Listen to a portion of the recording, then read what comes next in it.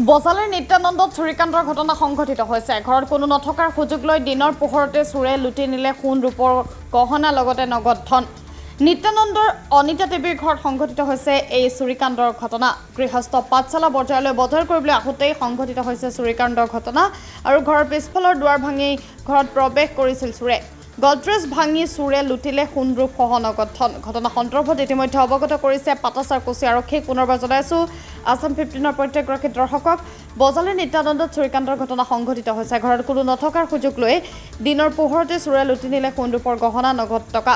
নিত্যানন্দৰ অনিতা দেৱীৰ ঘৰত সংঘটিত হৈছে এই ঘটনা। গৃহস্থ পাঠশালা বজাৰলৈ বজাৰ কৰিবলৈ আহোঁতেই সংঘটিত হ'ল এই ঘটনা। ঘৰৰ পিছফালৰ দুৱাৰ ভাঙি ঘৰৰ ভিতৰত প্ৰৱেশ কৰিছিল চোৰে। ঘটনা সন্দৰ্ভত ইতিমধ্যে অৱগত কৰিছে পাটাচাৰকুছি আৰক্ষীক।